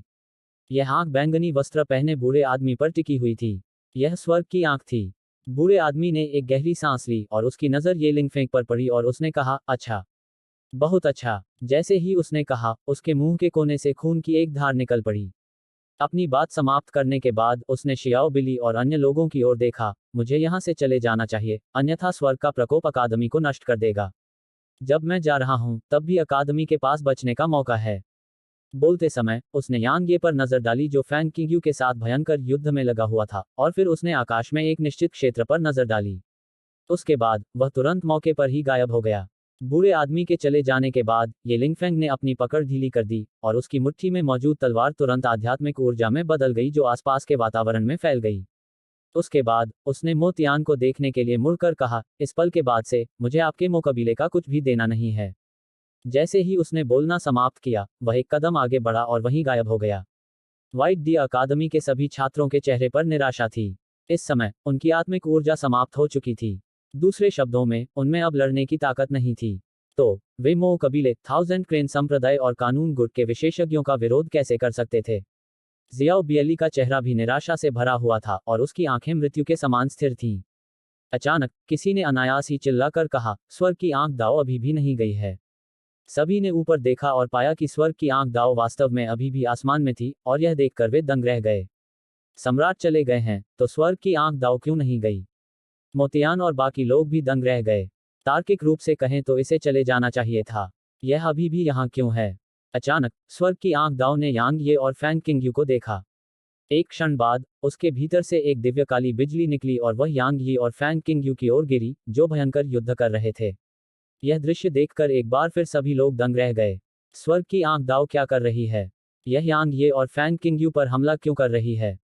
फैंग किंगयू तब दंग रह गई जब स्वर्ग की आंख ने उस पर ताला लगा दिया और फिर उसका चेहरा बेहद भद्दा हो गया, जैसे कि उसके मुंह में गंदगी का ढेर भर दिया गया हो। अध्याय 1139। हे भगवान, उसे मार डालो। फैंग किंगयू के चेहरे पर एक भद्दा भाव इसलिए था क्योंकि उसने देखा कि स्वर्ग की आंख दाओ ने उसे जकड़ लिया था। दिव्य बिजली का काला बोल्ट उसके लिए कोई बड़ा खतरा नहीं था। आखिरकार वह एक अर्ध सम्राट थी, लेकिन उसे समझ में नहीं आया कि स्वर्ग की आंख दाओ ने उस पर हमला क्यों किया। उसे लगा कि उसने कभी भी ऐसा कुछ नहीं किया जो स्वर्ग के विरुद्ध हो। फैंग किंगयू को सोचने का समय नहीं मिला। उसने तुरंत अपना हाथ हिलाया और उसके हाथ में पकड़ा हुआ बहुरंगी रिबन आकाश में दिव्य बिजली की चमक की ओर उड़ गया। यांग ये जो हमला करने वाला था, उसने उसे दिव्य बिजली पर हमला करते हुए देखा तो वह तुरंत रुक गया और उसने अविश्वास से फैंग किंगयू को देखा। वह स्वाभाविक रूप से जानता था कि स्वर्ग की आंख दाओ क्यों नहीं गई थी। क्या यह स्पष्ट नहीं था? यह निश्चित रूप से इसलिए था क्योंकि स्वर्ग की आंख दाओ ने उसकी आभा को महसूस किया था। उसे रेडियंट आयाम में स्वर्ग दाओ के साथ पुराना दुश्मन कहा जा सकता है, इसलिए उसकी उपस्थिति को देखते ही वह कैसे चली जा सकती थी। लेकिन उसने यह उम्मीद नहीं की थी कि फैंग किंगयू वास्तव में दिव्य बिजली पर हमला करेगा। क्या वह वास्तव में इतनी दयालु है कि मुझे दिव्य बिजली रोकने में मदद कर सके? लेकिन यांग ये को यह समझने में ज्यादा समय नहीं लगा। फैंग किंगयू उसके साथ युद्ध में था और वे बहुत करीब थे। इसलिए जब स्वर्ग की आंख ने उसे निशाना बनाया तो निश्चित रूप से अनजाने में फैंग किंगयू भी इसमें शामिल हो गया था। उसके बाद फैंग किंगयू ने सोचा होगा कि स्वर्ग की आंख ने उसे निशाना बनाया है। आखिर कोई यह कैसे सोच सकता है कि स्वर्ग की आंख एक अर्धसंत को निशाना बनाएगी? यांग ये के मुंह के कोनों पर हल्की सी मुस्कान उभरी जब उसने इस बिंदु तक सोचा, और वह थोड़ा पीछे हट गया। हालांकि वह बहुत दूर नहीं गया या अचानक हमला करने का अवसर नहीं बुनाया, क्योंकि यह उपयुक्त क्षण नहीं था। भले ही फैंग किंगयू स्वर्ग की आंख दाओ के खिलाफ लड़ रहा था, यांग ये जानती थी कि वह हर समय उसके खिलाफ सतर्क थी। यह सिर्फ फैंग किंगयू ही नहीं था, मोतियान और अन्य लोगों की आभा भी उस पर लगी हुई थी, और अगर उसने फैंग किंगयू पर हमला करने की कोशिश की तो वे निश्चित रूप से उस पर हमला करेंगे। किसी भी मामले में एक आश्चर्यजनक हमला काम नहीं करेगा। इसलिए वह बस एक तरफ हट गया और फैंग किंगयू को एकल मुकाबले में स्वर्ग की आंख दाओ से लड़ते हुए देखा। टकराना। फैंग किंगयू के एक ही हमले से दिव्य बिजली का काला बोल्ट नष्ट हो गया। इस बीच स्वर्ग की आंख दाओ उग्र हो गई और उसने सीधे फैंग किंगयू को जकड़ लिया, इससे पहले कि उसमें से काली दिव्य बिजली का एक और बोल्ट निकला। इस बार दिव्य बिजली पहले से 5 गुना ज्यादा बड़ी थी और यह कई गुना ज्यादा शक्तिशाली भी थी। यह देखकर फैंग किंगयू की पुतलियां थोड़ी सिकुड़ गईं और उसकी आंखें सदमे और घबराहट से भर गईं। स्वर्ग की आंख दाओ में क्या समस्या है? सिर्फ वही नहीं, आसपास के सभी लोग हैरानी से स्वर्ग की आंख दाओ को देख रहे थे। हालांकि उन्हें फैंग किंगयू को देखने में ज्यादा समय नहीं लगा, और यहां तक कि मोतियान का समूह भी उसे देख रहा था। उसने कौन से अपराध किए हैं कि स्वर्ग की आंख दाओ ने उसे निशाना बनाया है? मोतियान के समूह सहित सभी ने यही सोचा, क्योंकि स्वर्ग की आंख दाओ आमतौर पर बिना किसी कारण के किसी को निशाना नहीं बनाती। कम से कम उन्होंने कभी नहीं सुना था कि स्वर्ग की आंख दाओ बिना किसी कारण के किसी को निशाना बनाती है। मोतियान और अन्य लोगों के चेहरे पर काफी भद्दे भाव थे। चूंकि स्वर्ग की आंख का दाव फैंग किंगयू को निशाना बना रहा था, इसलिए वे अब व्हाइट डी अकादमी को कैसे कुचल सकते थे? बेशक वे फैंग किंगयू की अवहेलना कर सकते थे, हालांकि अगर स्वर्ग की आंख का दाव फैंग किंग यू को नहीं मार सकता तो स्थिति निश्चित रूप से और भी गंभीर हो जाएगी। उस समय पूरा व्हाइट डिया आयाम प्रभावित होगा। वह जिस बात को लेकर सबसे ज्यादा चिंतित था वह यह थी कि अगर व्हाइट डिया अकादमी पर हमला किया गया तो स्वर्ग की आंख दाव का ध्यान आकर्षित हो जाएगा। उस समय वे वास्तव में मुश्किल में पड़ जाएंगे। स्वर्ग की आंख दाव की हरकतों की वजह से उनके बीच चल रही अपूरणीय लड़ाई अचानक बंद हो गई थी। दोनों पक्ष फैंग किंग यू और स्वर्ग की आंख दाव की ओर देख रहे थे। जब तक स्वर्ग के नेत्र दाव वहां से नहीं चले गए तब तक किसी ने भी हमला करने की हिम्मत नहीं की। बैंग बैंग बैंग, उन्होंने देखा कि फैंग किंग यू ने लगातार काली दिव्य बिजली के अनेक बोल्टों को नष्ट कर दिया। इस बीच फैंग किंग यू की अभिव्यक्ति और भी अधिक भद्दी होती गई, क्योंकि अब तक भी वह नहीं जानती थी कि स्वर्ग की आंख दाव उसे क्यों निशाना बना रही थी। इस बीच मोतियान खुद को रोक नहीं सका और पूछा, संप्रदाय मास्टर फैंग, आपने वास्तव में ऐसा क्या किया है कि स्वर्ग की आंख दाव ने आपको निशाना बनाया? फैंग किंग यू ने चेहरे पर उदासी भरे भाव के साथ कहा, मैं भी इसका उत्तर जानना चाहूंगी। क्या तुमने वास्तव में ऐसा कुछ नहीं किया है जिससे स्वर्ग का क्रोध भड़के? मोतियान को काफी संदेह था। वास्तव में अगर फैंग किंग यू ने स्वर्ग के विरुद्ध कुछ नहीं किया होता तो स्वर्ग की आंख दाव उसे कैसे निशाना बना सकती थी? आखिरकार स्वर्ग की आंख दाव बिना किसी कारण के हमला करने वाली नहीं थी, क्योंकि अगर स्वर्ग की आंख दाव अपनी मर्जी से काम करती तो रेडियंट आयाम अराजकता में गिर जाता। फैंग किंग यू क्रोधित हो गया, इससे कोई फर्क नहीं पड़ता कि आप मुझ पर विश्वास करते हैं या नहीं। मोतियान का चेहरा उतर गया। उसने आसपास के माहौल पर नजर डाली और फिर एक पल के लिए गहराई से सोचा। फिर उसने कहा, सेक्ट मास्टर फैंग, क्या आप स्वर्ग की आंख दाव को दूर ले जा सकते हैं? वर्तमान में व्हाइट डियर सिटी में सेना कमजोर थी, इसलिए जब तक स्वर्ग की आंख दाव चली जाती तब तक उन्हें व्हाइट डियर अकादमी को कुचलने के लिए ज्यादा ताकत का इस्तेमाल नहीं करना पड़ता। मोतियान की बात सुनकर यांग ये की आंखें थोड़ी सिकुड़ गईं, क्योंकि अगर फैंग किंग यू चला गया तो उसे लगा कि स्वर्ग की आंख दाव निश्चित रूप से उसे छोड़ देगी और उसे निशाना बनाएगी। उसे उस परिणाम पर पूरा भरोसा था, क्योंकि फैंग किंग यू को केवल स्वर्ग की आंख दाव को क्रोधित करने वाला माना जा सकता था, लेकिन वह इस आयाम का पापी था। लेडी ने उसे जो काला दुपट्टा दिया था उसके कारण किसी को भी इसके बारे में पता नहीं था, लेकिन उसे यकीन था कि स्वर्ग की आंख दाव को जरूर पता था, या शायद उसकी उपस्थिति ने स्वर्ग की आंख दाव को बहुत नाराज कर दिया था। फैंग किंग यू ने एक पल के लिए गहराई से सोचा और फिर उसने सिर हिला दिया। भले ही वह वास्तव में परेशान थी, लेकिन वह जानती थी कि उसे यहाँ समग्र स्थिति पर विचार करना होगा। इसके अलावा व्हाइट डियर अकादमी के विनाश की उसकी इच्छा मोतियान से भी अधिक थी। फैंग किंग यू ने एक पल भी संकोच नहीं किया और वह दूर की ओर भागी। इस बीच यांग ये की आकृति अचानक उसके पीछे चली गई। आखिरकार स्वर्ग की आंख दाव निश्चित रूप से उसे छोड़ देगी यदि वह उसके साथ नहीं जाता। हालांकि ली लाओगुई ने अचानक यांग ये के रास्ते में बाधा डाली और कहा, यांग ये, तुम्हें बस अच्छा होना चाहिए और यहाँ रहना चाहिए। वे स्वाभाविक रूप से यांग ये को जाने की अनुमति नहीं देंगे। चाहे वह मो कबीला हो, कानून गुट हो या हजार क्रेन संप्रदाय हो, उनके पास व्हाइट डियर अकादमी को नष्ट करने के अलावा एक और मुख्य उद्देश्य था, और वह था यांग ये को मारना। यांग ये ने ली लाओगुआई की ओर देखा और फिर कंधे उचकाकर कहा, तो मैं यहीं रहूंगा। ली लाओगुआई ने ठंडी हंसी में कहा, यांग ये, क्या तुमने सोचा है कि तुम इसे कैसे खत्म करना चाहते हो? अगर नहीं सोचा है तो मुझे बताओ। चिंता मत करो, मैंने तुम्हें मारने के कुछ हजार तरीके सोचे हैं और यह निश्चित रूप से तुम्हें संतुष्ट करेगा। यांग ये ली लाओगुई पर अपनी सांस बर्बाद करने में दिलचस्पी नहीं रखता था। उसने बस आसपास के माहौल पर नजर डाली और प्राचीन म्यान पर अपनी पकड़ मजबूत कर ली। इस बीच फैंग किंग यू 20 किलोमीटर से ज्यादा दूर पहुंच चुकी थी और फिर स्वर्ग की आंख दाव ने उसका पीछा किया। मोतियान और बाकी लोगों ने राहत की सांस ली जब उन्होंने उसे उसके साथ जाते देखा, लेकिन वे हमला करने ही वाले थे कि उन्हें आश्चर्य हुआ कि स्वर्ग की आंख दाव अचानक वापस आ गई थी। यह वापस आ गया था। यहाँ मौजूद हर कोई दंग रह गया। यहाँ तक फैंग किंग यू भी दंग रह गया। आखिर यह क्या कर रहा है? मोतियान और यहाँ मौजूद अन्य लोगों ने भी स्वर्ग की आंख दाव को देखा। यह वास्तव में क्या करने की कोशिश कर रहा है? या शायद यह वास्तव में पागल हो गया है और अपनी मर्जी से काम कर रहा है? इस बीच स्वर्ग की आंख दाव ने अचानक यांग ये और ली लाओगुई को देखा। यहाँ मौजूद हर कोई यह दृश्य देखकर फिर से दंग रह गया। अब यह ली लाओगुआई को निशाना बनाने जा रहा है। ली लाओगुआई भी काफी हैरान था। स्वर्ग की आंख दाव वास्तव में मुझे निशाना बना रही है। मोतियान की भौहें आपस में कसकर चिपकी हुई थीं और उसने हैरानी से ली लाओगुआई की ओर देखा। क्या उस कमीने ने कुछ ऐसा किया जो स्वर्ग को भी चुनौती देता है? किसी ने नहीं सोचा था कि स्वर्ग की आंख दाव यांग ये को निशाना बना रही है। क्यों? क्योंकि यांग ये सिर्फ एक अर्धसंत था। किसी को नहीं लगा कि यह अर्धसंत को निशाना बनाएगा। आमतौर पर सिर्फ संत क्षेत्र या अर्ध सम्राटों के अस्तित्व ही स्वर्ग की आंख दाव का ध्यान आकर्षित करते थे, क्योंकि सिर्फ ऐसे विशेषज्ञ ही इसके लिए खतरा थे। जहां तक क्षेत्र से नीचे वालों का सवाल है, क्या स्वर्ग का नेत्र दाव इतना कमजोर नहीं हो जाएगा यदि अर्धसंत भी उसके लिए खतरा हो? यांग यी की साधना के कारण यहां हर किसी ने अनजाने में उसे अनदेखा कर दिया था। टकराना। स्वर्ग की आंख से अचानक एक काली दिव्य बिजली चमकी। जैसा कि अपेक्षित था, यह सीधे यांग यी और ली लाओगुई पर गिरी। इस बार यह 500 मीटर से अधिक मोटी थी और दबाव की एक भयानक लहर इसके साथ साथ बरस रही थी। यह स्वर्ग और पृथ्वी की सच्ची शक्ति का दबाव था। हालांकि यह सम्राट की आभा जितना मजबूत नहीं था, फिर भी यह बेहद भयानक था। यह दृश्य देखकर ली लाओगुआई के चेहरे पर भाव बदल गए और उसने स्वर्ग की आंख दाव को देखा और गुस्से से दहाड़ते हुए बोला, तुम्हें क्या हो गया है? हालांकि वह शाप दे रहा था, फिर भी उसने लापरवाही से काम करने की हिम्मत नहीं की। उसने तुरंत अपनी हथेली ऊपर की ओर थपथपाई और एक ऊर्जा हथेली चमक उठी और दिव्य बिजली से टकरा गई। टकराना। ऊर्जा हथेली और दिव्य बिजली आपस में टकराए और फिर आसमान में एक जोरदार धमाका हुआ। हालांकि कुछ ही पल बीते थे कि आसमान में बिजली का एक और बोल्ट दिखाई दिया जो पिछले वाले से भी बड़ा था। इस बार इसका लक्ष्य अभी भी ली लाओगुआई था। यह दृश्य देखकर ली लाओगुआई का चेहरा अत्यंत अप्रिय हो गया।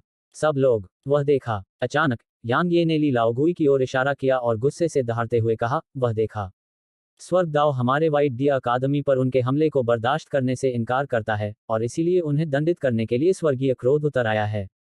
यहाँ हर कोई दंग रह गया, खास तौर पर वाइट डी अकादमी के सदस्य। स्वर्ग दाव की आंख को देखते ही उनकी आंखें झपक उठीं। क्या स्वर्ग वास्तव में हमारी अकादमी पर उनके हमले को बर्दाश्त करने से इनकार करता है?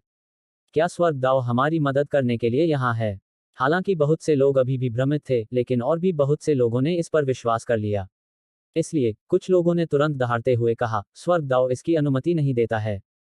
मो कबीला, हजार क्रेन संप्रदाय और कानून गुट, हमारी अकादमी पर आपका हमला स्वर्ग की अवहेलना है। जल्दी से आत्मसमर्पण करो। स्वर्ग की अवहेलना। मो कबीला, हजार क्रेन संप्रदाय, कानून गुट, क्या तुम यह देख रहे हो? स्वर्ग भी यह नहीं देख सकता कि तुम सब क्या कर रहे हो। तुम स्वर्ग की अवहेलना कर रहे हो। अगर तुम अभी आत्मसमर्पण नहीं करोगे तो तुम नष्ट हो जाओगे। जियाओ बिली ने भी स्वर्ग की आंख दाव को देखा और उसकी आंखों में घबराहट के भाव थे। क्या स्वर्ग की आंख दाव वास्तव में मेरी अकादमी की मदद करने आई है? मो कबीले, हजार क्रेन संप्रदाय और कानून गुट के विशेषज्ञों ने एक दूसरे को देखा। सदमे के अलावा उनकी आंखों में डर का एक निशान था। आखिरकार वे स्वर्ग की अवहेलना करने की हिम्मत नहीं कर सकते थे। यांग यह बकवास है। इस बीच मोतियान गुस्से से चिल्लाया, स्वर्ग की अवज्ञा, कितनी हास्यास्पद बात है। तुम वाइट डी अकादमी को क्या समझते हो? स्वर्ग दाव इसकी सहायता क्यों करेगा? तुम वाइट डी अकादमी को बहुत ऊंचा समझते हो। यांग ये ठंडी हंसी हंसा, तुम्हें विश्वास नहीं होता? तो फिर मैं इसे साबित क्यों ना करूं? जाओ, इसे साबित करो। अगर तुम इसे साबित नहीं कर सकते, तो मैं तुम्हें खुद मार डालूंगा। मोतियान ने उग्रता से कहा। वह स्वाभाविक रूप से यांग ये की बकवास पर विश्वास नहीं करता था। जहां तक उसका सवाल था, यांग ये ने जो कुछ भी कहा वह सब बकवास था। यांग ये की छवि मोतियान के सामने आई और फिर उसने मोतियान की ओर इशारा किया और गुस्से से बोला, वह मुख्य अपराधी है। हे भगवान, उसे मार डालो। जैसे ही यांग ये ने कहा, स्वर्ग की आंख ने अचानक काली दिव्य बिजली का एक और बोल्ट छोड़ा और फिर आसपास के सभी लोगों की आंखें चौड़ी हो गईं। क्योंकि दिव्य बिजली का बोल्ट वास्तव में ली लाओगुई पर नहीं चलाया गया था और यह मोतियान की ओर उतर रहा था। यहाँ मौजूद हर कोई शब्दहीन था। मोतियान की आंखें भी चौड़ी हो गईं और उसका मुंह भी खुला रह गया। उसकी आंखों में अविश्वास और घबराहट देखी जा सकती थी। अध्याय 1140 स्वर्ग की ओर से न्याय को कायम रखना। ऐसा सिर्फ मोतियान की प्रतिक्रिया नहीं थी। इस समय मो कबीले, हजार सारस संप्रदाय और कानून गुट के सभी विशेषज्ञ अविश्वास से स्वर्ग की आंख दाव को देख रहे थे। क्या हमारे कार्य वास्तव में स्वर्ग के विरुद्ध हैं? क्या स्वर्ग इसे बर्दाश्त नहीं करता? इस समय उनके मन में ऐसे विचार आए जो उन्हें बहुत ही बेतुके लग रहे थे। उन्हें ऐसा क्यों लगा कि यह बिल्कुल बेतुका है? क्योंकि वाइट डी अकादमी क्या थी? यह कुछ भी नहीं थी। तो स्वर्ग की आंख दाव इसके लिए कैसे आगे आ सकती थी और वाइट डी अकादमी पर अपना क्रोध भी कैसे बरसा सकती थी? यह समझ में नहीं आया। यह बिल्कुल भी समझ में नहीं आया। यदि श्वेत मृग अकादमी स्वर्गीय दाव द्वारा संरक्षित होती, तो क्या केंद्रीय दिव्य प्रांत में कोई भी इसके विरुद्ध कार्य करने का साहस कर सकता था? लेकिन यह कैसे संभव हो सकता है? स्वर्ग की आंख दाव वाइट डी अकादमी की रक्षा कैसे कर सकती है? वाइट डी अकादमी को इतना खास क्या बनाता है? उन सभी ने यह मानने से इनकार कर दिया कि वे स्वर्ग की अवहेलना कर रहे थे, और उन्होंने यह मानने से इनकार कर दिया कि स्वर्ग की आंख दाव वाइट डी अकादमी की रक्षा करेगी। हालांकि स्थिति के तथ्य यह थे कि स्वर्ग की आंख दाओ ने वास्तव में मोतियान पर हमला किया था। इस बीच यांग ये ने अचानक जियाओ बिली और अन्य लोगों पर नजर डाली। जियाओ बिली थोड़ा स्तब्ध था और फिर उसे तुरंत समझ में आ गया। उसने तुरंत व्हाइट डी अकादमी के सभी लोगों को बैंगनी क्रिस्टल खाने और अपनी गहन ऊर्जा को पुनः प्राप्त करने का आदेश दिया। भले ही उनके पास पर्याप्त समय नहीं था, लेकिन यह बिना किसी गहन ऊर्जा के और दूसरों की दया पर रहने से बेहतर था। यांग ये ने अपनी नजर हटा ली और फिर उसने अचानक मो कबीले, हजार सारस संप्रदाय और कानून गुट के विशेषज्ञों की ओर इशारा किया।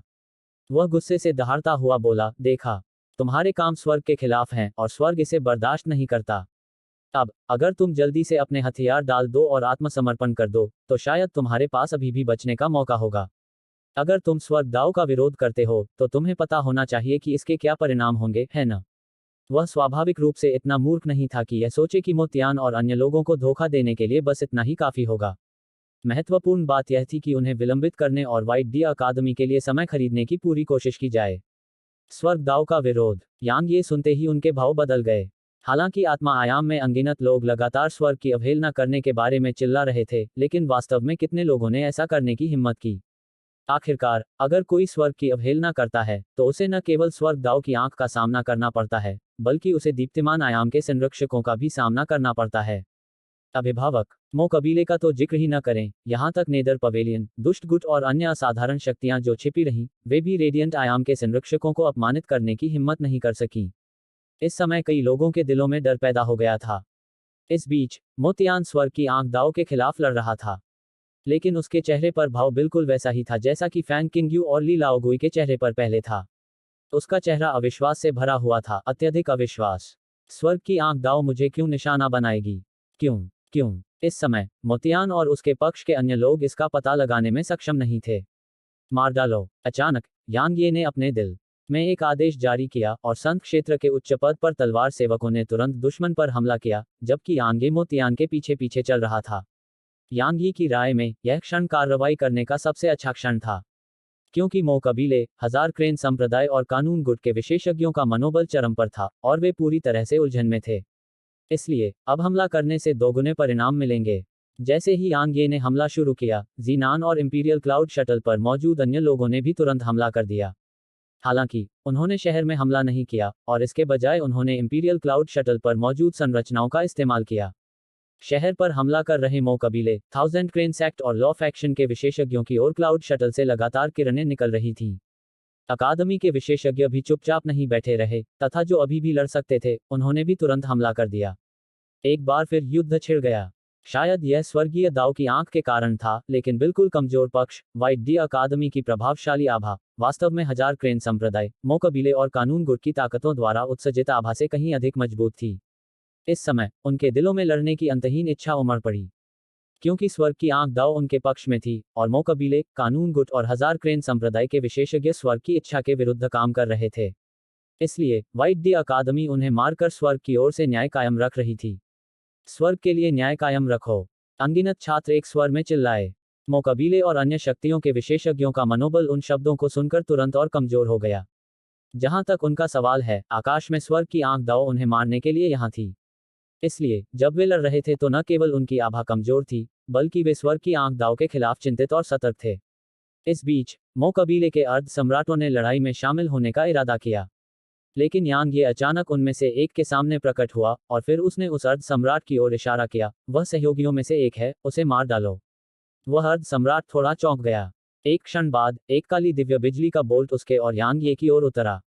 अपनी मानसिक शक्ति के बावजूद जब उसने यह दृश्य देखा तो वह भयभीत हुए बिना नहीं रह सका और उतरती हुई दिव्य बिजली को देखते हुए उसकी आंखों में घबराहट के भाव थे। क्या हम सचमुच स्वर्ग की अवहेलना कर रहे हैं? हालांकि वह हैरान था, लेकिन वह मूर्ख की तरह वहां खड़ा होकर मौत का इंतजार नहीं कर सकता था। इसलिए उसने निर्णायक हमला किया। जब उसने अर्ध सम्राट को स्वर्ग की आंख दाव पर हमला करते और अपमानित करते देखा, तो यांग ये ने उस अर्ध सम्राट पर कोई ध्यान नहीं दिया। वह दूसरे अर्ध सम्राट के पास भागा और फिर उसने उस अर्ध सम्राट की ओर इशारा करते हुए कहा, यह आदमी भी एक साथी है। जल्दी से उसे मार डालो। उसे मार डालो। जैसे ही यांग ये ने बोलना समाप्त किया, काली दिव्य बिजली का एक और बोल्ट नीचे उतरा। इस समय व्हाइट डी अकादमी के कई छात्रों की आंखें यांग ये को देखकर प्रशंसा से भर गईं। आखिरकार स्वर्ग की आंख दाव ने जिस किसी की ओर इशारा किया, उसे मारा।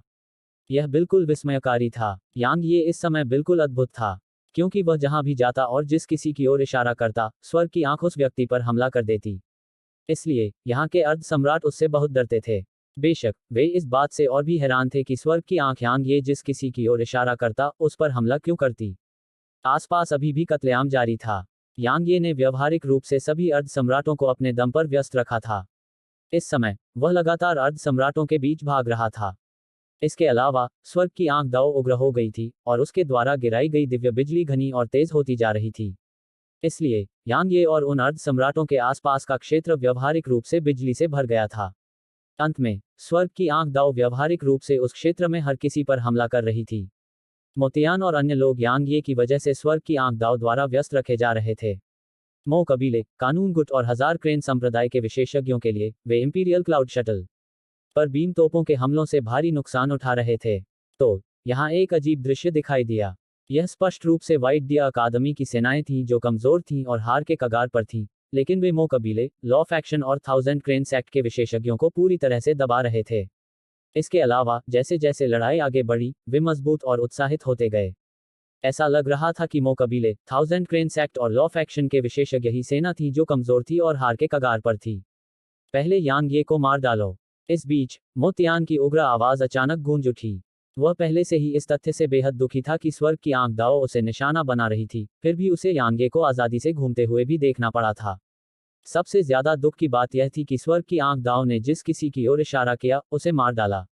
भले ही उसे समझ में नहीं आया कि क्यों, लेकिन वह जानता था कि उसे यांगे से छुटकारा पाना है, क्योंकि यांगे बहुत घमंड से काम ले रहा था। मोतियान की आवाज सुनते ही मो कबीले के विशेषज्ञों ने बिना किसी हिचकिचाहट के अपनी ओर उतर रही दिव्य बिजली को तुरंत नष्ट कर दिया और फिर उन्होंने यांगे पर हमला कर दिया। यह देखकर यांगे की अभिव्यक्ति बदल गई। वह 8 अर्ध सम्राटों की संयुक्त सेना का विरोध नहीं कर सकता था, लेकिन वह भाग भी नहीं सकता था, क्योंकि ऐसा करते ही उसकी पोल खुल जाती। आखिरकार स्वर्ग की आंख दाओ निश्चित रूप से उसका पीछा करेगी, इसलिए वह केवल उनसे सीधे मुकाबला ही कर सकता था। लेकिन वह 8 अर्ध सम्राटों के खिलाफ कैसे जा सकता था। ठीक उसी समय जब यांग ये उनके खिलाफ जाने के लिए तारकीय ऊर्जा का उपयोग करने वाला था, जियाओ बिली अचानक यांग ये के सामने प्रकट हुआ। मोतियान और अन्य लोगों के हाव भाव जियाओ बिली को देखते ही बदल गए और वे तुरंत रुक गए। अगर उन्हें अब अर्ध सम्राट से लड़ना होता, तो यह सिर्फ काली दिव्य बिजली नहीं होती बल्कि बैंगनी दिव्य बिजली होती जो उनकी ओर उतरती। एक बार बैंगनी दिव्य बिजली उतरी, तो वे सब खत्म हो जाएंगे।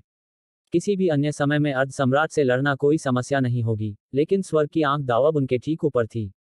इसके अलावा ऐसा लग रहा था कि वह पागल हो गई थी, इसलिए उन्होंने जोखिम उठाने की हिम्मत नहीं की क्योंकि वह पागल हो सकती थी और बैंगनी दिव्य बिजली की बारिश कर सकती थी। आखिरकार सम्राट भी बैंगनी दिव्य बिजली का विरोध नहीं कर सकते थे। धमाका, धमाका, धमाका, धमाका। आसमान से लगातार काली दिव्य बिजली गिर रही थी और आकाश और धरती का अंतहीन दबाव भी बरस रहा था। पूरा श्वेत मृग आयाम उसके आगे कांप रहा था। इस समय केंद्रीय दिव्य प्रांत भर में अनगिनत शक्तियां और विशेषज्ञ व्हाइट डी आयाम पर नजर रख रहे थे। वे उत्सुक थे। वे सभी इस बात को लेकर उत्सुक थे कि स्वर्ग की आंख दाओ वहां क्यों थी और वह मोतियान के समूह पर हमला क्यों कर रही थी। मो कबीले, हजार सारस संप्रदाय और कानून गुट के विशेषज्ञों के लिए वे और भी ज्यादा दुखी हो गए, क्योंकि अब तक भी उन्हें नहीं पता था कि उन्होंने स्वर्ग की आंख दाओ को किस तरह से नाराज किया था। मूर्खों। अचानक आसमान में एक भयंकर चीख गूंजी और फिर एक हाथ जिसने आसमान को ढक दिया, हवा में लहराया। कुछ ही समय में उतरती हुई सारी काली दिव्य बिजली नष्ट हो गई। कुछ ही देर में गहरे सुनहरे वस्त्र पहने एक अधेड़ उम्र का आदमी आसमान में दिखाई दिया। कुलपति, मोतियान और मो कबीले के अन्य विशेषज्ञ उस अधेड़ उम्र के व्यक्ति को देखकर चौंक गए और फिर उन्होंने जल्दी से उसे प्रणाम किया। मोतियान भी कोई अपवाद नहीं था। जहां तक जियाओ बियली का प्रश्न है, उसका चेहरा तो भद्दा था। मो क्विंगफेंग, मो कबीले के कुलपति। मो किंगफेंग की नजर यांग ये पर पड़ी और फिर उसने कहा, सभी पीछे हट जाएं। मो कबीले के विशेषज्ञ उसकी अवज्ञा करने की हिम्मत कैसे कर सकते थे, इसलिए वे तुरंत एक तरफ हट गए। यांग ये ने उनका पीछा करने का इरादा किया, लेकिन मो किंगफेंग ने अचानक अपना हाथ बढ़ाया और यांग ये पर पंजा मारा। यांग ये के चारों ओर की जगह तुरंत परतों में सिकुड़ने लगी और यांग ये वहीं फंस गया। इस बीच मो किंगफेंग की आकृति एक तरफ चमक उठी। गड़गड़ाहट, ऊपर से दिव्य बिजली की अनगिनत चमकें बरसीं। इस बार हर कोई फिर से मौके पर ही दंग रह गया, क्योंकि काली दिव्य बिजली की वे चमकें यांग ये की ओर उतर रही थीं। स्वर्ग की आंख दाओ यांग ये को लक्ष्य बना रही है। इस समय अंततः सभी लोग एक समझौते पर पहुंचे। बंदूक, बंदूक। जब उन्हें समझ में आया कि क्या हुआ था, तो मोतियान और अन्य अर्ध सम्राट तुरंत इतने क्रोधित हो गए कि उनके मुंह से खून की कुछ बूंदें निकल गईं। हेलो दोस्तों, आप सभी लोगों से एक रिक्वेस्ट है कि कृपया एमपी स्टोरी बॉय चैनल को सब्सक्राइब करें और वीडियो को लाइक करें। कमेंट करना मत भूलिए। धन्यवाद।